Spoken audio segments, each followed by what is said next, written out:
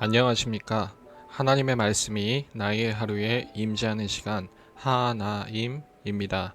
오늘 하루도 하나님의 말씀을 통해서 우리의 목마름을 채움받는 귀한 시간 되길 기대합니다.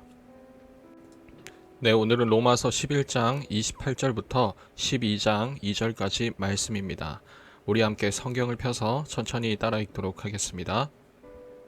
복음으로 하면 그들이 너희로 말미암아 원수된 자요, 택하심으로 하면 조상들로 말미암아 사랑을 입은 자라. 하나님의 은사와 부르심에는 후회하심이 없느니라. 너희가 전에는 하나님께 순종하지 아니하더니 이스라엘이 순종하지 아니함으로 이제 긍휼을 입었는지라. 이와 같이 이 사람들이 순종하지 아니하니 이는 너희에게 베푸시는 긍휼로 이제 그들도 긍휼을 얻게 하려 하심이라. 하나님이 모든 사람을 순종하지 아니하는 가운데 가두어 두심은 모든 사람에게 긍휼을 베풀려 하심이로다. 깊도다 하나님의 지혜와 지식의 풍성함이여 그의 판단은 헤아리지 못할 것이며 그의 길은 찾지 못할 것이로다. 누가 주의 마음을 알았느냐? 누가 그의 모사가 되었느냐? 누가 주께 먼저 드려서 갚으심을 받겠느냐? 이는 만물이 주에게서 나오고 주로 말미암고 주에게로 돌아감이라. 그에게 영광이 세세에 있을지어다. 아멘. 그러므로 형제들아, 내가 하나님의 모든 자비하심으로 너희를 권하노니 너희 몸을 하나님이 기뻐하시는 거룩한 산 제물로 드리라. 이는 너희가 드릴 영적 예배니라.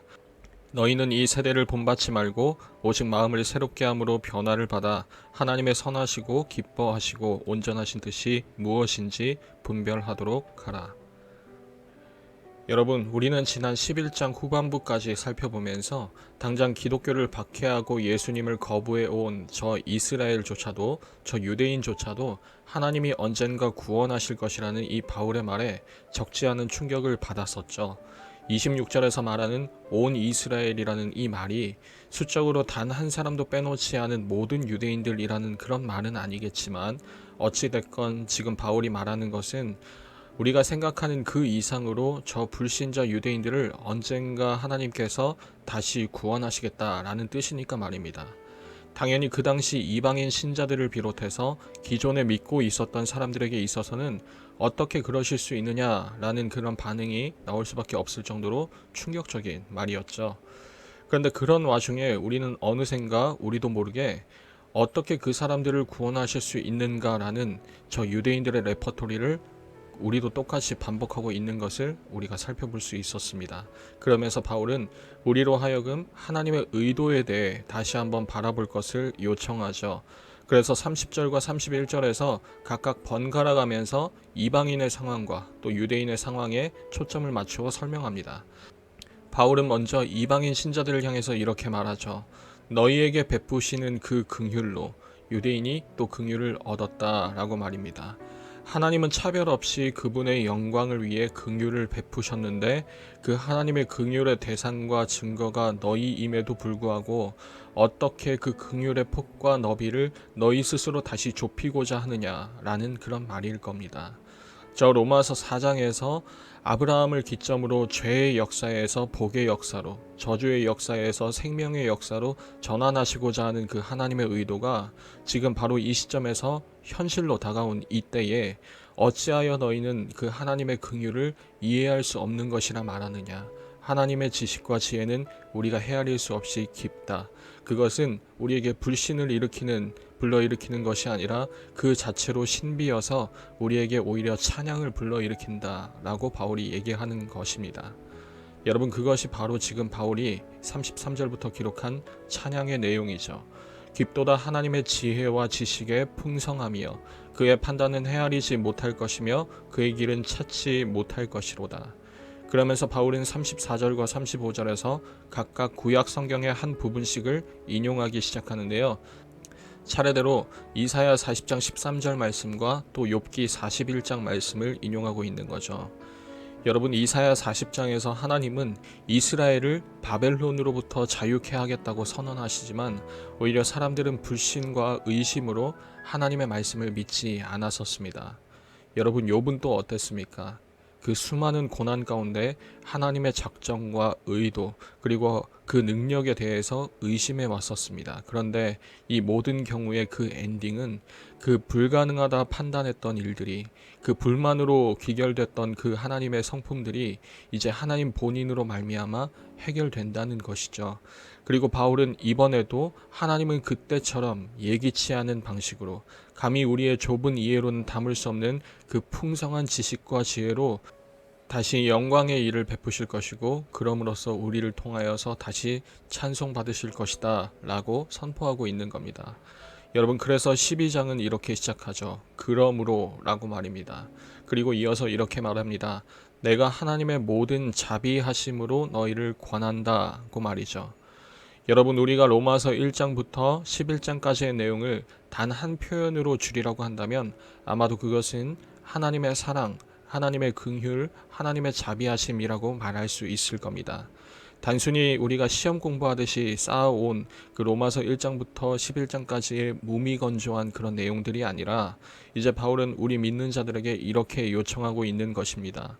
우리가 여태 생각하고 또 고민하고 숙고해온, 그리고 발견해온 이 하나님의 그 사랑을 전제로 이제 너희 몸을 하나님이 기뻐하시는 거룩한 산 제물로 드리라. 그것이 너희에게 합당한 예배야 라고 말하는 거죠. 여러분, 제물이라는 것은 언제나 죽음이라는 것을 수반합니다.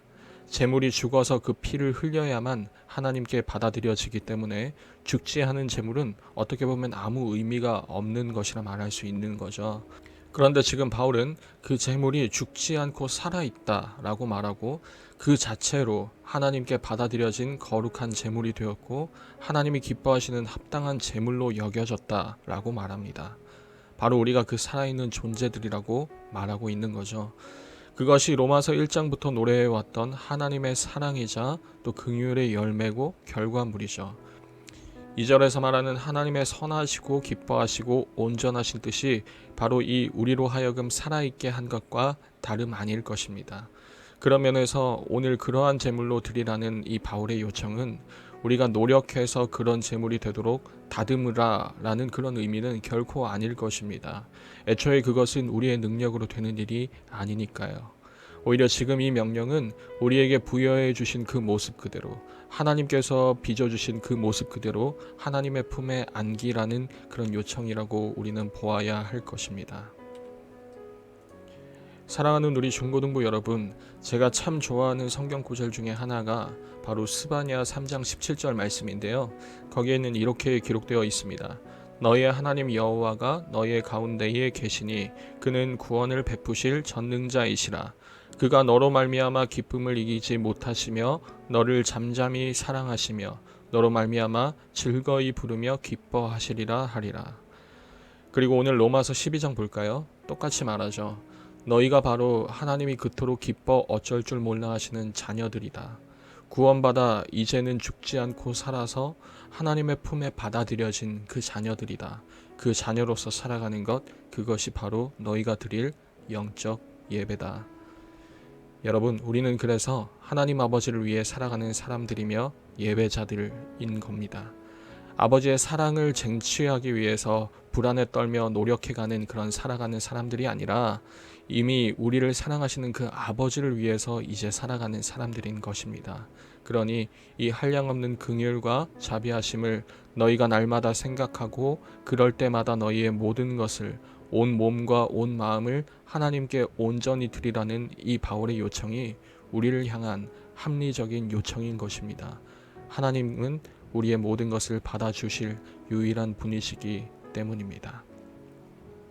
모든 것을 아낌없이 내어 맡긴다는 것, 여러분, 그것이야말로 이 시대에서, 이 세상에서 가장 불가능한 말이고 가장 넌센스가 아니겠습니까?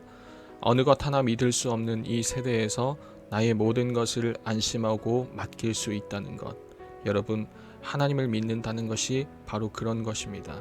그래서 이 세대를 본받지 말라는 것, 하나님의 선하시고 기뻐하시고 온전하신 뜻이 무엇인지 분별하여서 날마다 상고하고 날마다 묵상하며 날마다 또 하나님의 뜻을 붙들어서 바로 우리 중고등부가 우리 교회가 우리가 마땅히 드려야 할 그 영적 예배를 하나님께 드리는 참된 예배자들로 우리가 살아갈 수 있었으면 좋겠습니다. 매일 저녁 9시 하나님의 말씀이 나의 하루에 임재하는 시간, 오늘은 이것으로 마치도록 하겠습니다. 모두들 평안한 밤 되시기 바랍니다.